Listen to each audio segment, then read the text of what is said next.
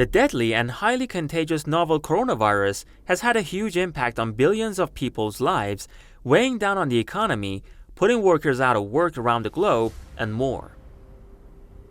After gaining an understanding of the virus, countries around the world began developing their versions of a COVID-19 vaccine.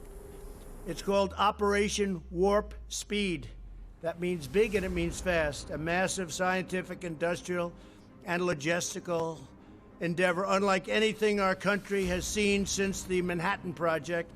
The United States, under former President Donald Trump, launched a vaccine program dubbed Operation Warp Speed and invested heavily in producing, delivering, and distributing the jabs. The program proved successful, and the country produced different vaccines for the disease. But under patent-related restrictions, it prevented other nations from having access to the know-how to produce life-saving vaccines at home. With Donald Trump gone, President Joe Biden is now facing increasing pressure to issue a waiver for the restrictions. Several Democratic leaders, including Senators Bernie Sanders and Elizabeth Warren, have joined a petition with 2 million signatures demanding that the U.S. administration drop its support of a World Trade Organization agreement that bars other countries from accessing the patents. Charity organization Oxfam has called the current situation of the distribution of jabs in the world as vaccine apartheid, noting that the world is dealing with a public health emergency and that the pandemic isn't a private profit opportunity.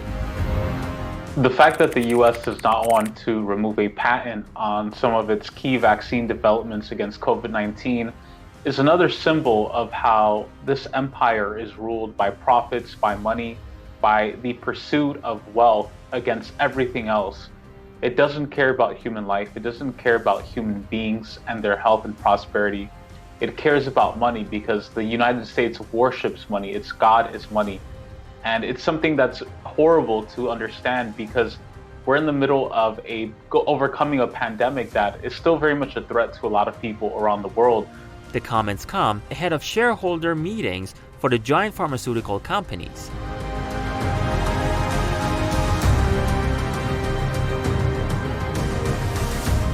According to data from Johns Hopkins University, people in the United States have received approximately a quarter of total vaccines administered around the globe. Other wealthier nations in the world have also received significantly higher numbers of vaccines compared to middle and low-income countries.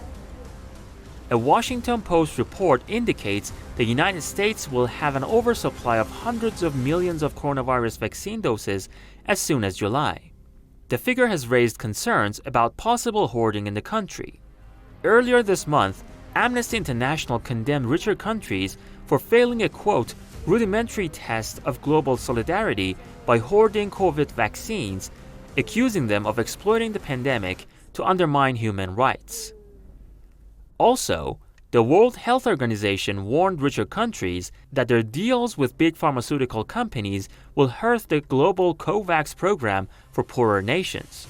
The UN agency says its plan to roll out 1.3 billion doses of vaccine to low and middle-income nations by the end of this year has been slow, as wealthier nations are approaching vaccine manufacturers that the COVAX program is counting on. We can't expect these big countries like the United States, like the United Kingdom, to save us because they haven't, and we're seeing that happen as we speak. We're seeing these first world developed countries hoard access to medicine and vaccines that can potentially save the lives of millions of people around the world. And the only way we're going to get around this is developing the means of production, developing infrastructure, doing what Iran is doing, what China is doing, what Venezuela and Cuba and Russia and others are doing, and creating pharmaceutical industries that are not dependent on Pfizer, not dependent on Moderna, not dependent on Johnson & Johnson, but are shared technologies by all people around the world. We're in the middle of a pandemic that has spread to every country in the world. Unless all the Earth's 8 billion inhabitants are vaccinated, the novel coronavirus is expected to stay with us for much longer.